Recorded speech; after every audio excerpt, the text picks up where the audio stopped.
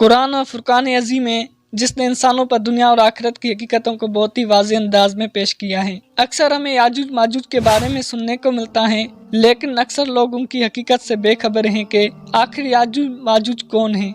याजूज माजूज एक कौम है जिसका जिक्र उलमाई किताबों में भी मौजूद है कि इस मखलूक को हजरत जुल्करनैन ने दीवार तामीर करके इंसानी दुनिया के दूसरी जानिब कैद कर दिया था। लेकिन क़यामत से पहले याजूज माजूज उस दीवार से निकलने में कामयाब हो जाएगी और जहाँ से गुजरेगी इंसानी बस्तियों को तबाह व बर्बाद करती चली जाएगी। फिर वो हमला करते करते एक झील पर पहुंचेगी जिसका जिक्र किताबों में मौजूद है कि वो उस झील का सारा पानी पी जाएगी और उसके पीछे आने वाली याजूज माजूज गिरोह को उसमें एक भी पानी का कतरा नहीं मिलेगा और ऐसा महसूस होगा जैसे यहाँ कभी कोई झील ही नहीं थी। उस झील का नाम है तिब्रिया और यह बहरे तिब्रिया के पास मौजूद है। झील तिब्रिया इसराइल के शहर तिब्रिया में वाक़ है। ये इसराइल में सबसे बड़े मीठे पानी की झील है जो 21 किलोमीटर लंबी, 13 किलोमीटर चौड़ी और 43 किलोमीटर गहरी है। ये वही झील है जिसे आज इसराइल अपने लिए मोतबर समझ रहा है। वही याजूज माजूज की मंजिल होगी जिसका जिक्र कुरान मजीद ने 1400 साल पहले फरमा दिया था। याजूज माजूज दरअसल कौन है और ये कहाँ रहते हैं? कुरान मजीद की सूरह कहफ में उसका जिक्र मौजूद है। इरशाद बारी ताला है, यहाँ तक कि जब वो दो पहाड़ों के दरमियान पहुंचे तो उन्हें उन पहाड़ों से पहले कुछ लोग मिले जिनके बारे में ऐसा लगता था कि वो कोई बात नहीं समझते। मुफस्सिरीन व मुहक्किकीन ने लिखा है कि हजरत जुल्करनैन सफर करते वहां जा पहुंचे जो आर्मीनिया और अज़रबैजान के नजदीक वाक़ हैं। वहाँ दो पहाड़ों के दरमियान से एक कौम निकलती थी जो खेत तबाह कर देती, तुर्कों को बेदर्दी से कत्ल कर डालती और उन्हें गुलाम बना कर ले जाती थी। वहाँ के लोगों ने हजरत जुल्करनैन से दरख्वास्त की कि हम आपको कुछ रकम जमा कर दें ताकि आप हमारे और उनके दरमियान कोई रुकावट बना दें। ये याजूज माजूज थे।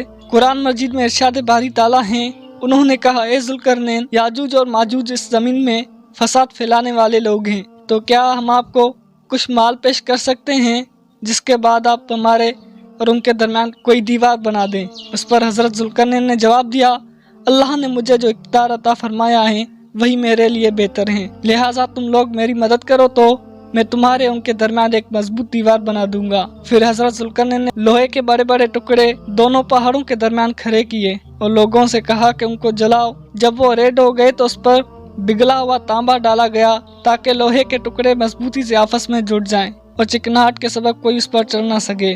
चनाचे ये दीवार ऐसी बन गई कि याजूज माजूज उस पर चलने की ताकत नहीं रखते थे और न ही उसमें कोई सुराग बना सकते थे। कहा जाता है कि इसकी लंबाई 50 मील, ऊंचाई 290 फीट और चौड़ाई 10 फीट है। मुख्तलिफ रवायतों में और भी मुख्तलिफ हक़ाइक़ बयान किए गए हैं। तारीख के मुताबिक याजूज माजूज हजरत नूह अलैहिस्सलाम के एक बेटे याफिस की औलाद में से हैं जो खाना बदोश और वहशी कबाइल पर मुश्तमिल थी। उनकी तादाद बहुत तेजी के साथ बढ़ी। ये हजरत जुल्करनैन के ज़माने तक मुख्तलिफ कबाइल, कौमों और आबादियों में फैल चुके थे। रवायात में आता है कि तब से अब तक याजूज माजूज उस कोशिश में लगे हुए हैं कि किस तरह दीवार को गिराकर बाकी दुनिया से जा मिले। ये रोज दीवार को तोड़ते हैं। जब थोड़ा सा हिस्सा रह जाता है और सूरज गुरूब होने लगता है तो उनका सरदार वापसी का हुक्म देता है कि बाकी का काम कल करेंगे। मगर अगले रोज दीवार कहीं ज्यादा मजबूत हो चुकी होती है। जब याजूज माजूज के खुरूज का वक्त आ पहुंचेगा तो वो तमाम दिन दीवार में सुराख करेंगे और हर रोज की तरह उनका सरदार शाम को वापसी का हुक्म देगा और कहेगा बाकी का काम कल करेंगे इंशाअल्लाह। उससे पहले कभी उन्होंने ये अल्फाज इस्तेमाल न किए होंगे। उन अल्फाज की बरकत से दूसरे रोज दीवार को वैसा ही पाएंगे जैसा छोड़ कर गए थे। इंतहाई पुरजोश होकर दीवार गिरा देंगे और जमीन पर फैलते चले जाएंगे। जहाँ से गुजरेंगे तबाही फैलाएंगे। मखलूक खुदा को अपने शर व फसाद का निशाना बनाएंगे। उनका पहला गुरु जब भागता हुआ झील तिब्रिया से गुजरेगा तो सही मुस्लिम के मुताबिक वो सारा पानी पी जाएंगे। जब आखिरी गुरु वहाँ से पहुँचेगा तो कहेगा कभी यहाँ पानी हुआ करता था। बहरे तिब्रिया इसराइल में ताज़ा पानी की सबसे बड़ी झील है जिसका जिक्र तौरात व इंजील में भी आया है। हजरत ईसा अलैहिस्सलाम ने बड़ा हिस्सा उसी झील के साहिल पर गुजारा। यहाँ से कत्ल व गारत करते हुए याजूज माजूज बैतुल मुक़द्दस तक पहुँचेंगे और ऐलान करेंगे कि जमीन पर हमारा कब्जा हो चुका है, अब हम आसमानों पर भी कब्जा करेंगे और आसमान की तरफ तीर फेंकेंगे जो खून आलूद वापस आएंगे।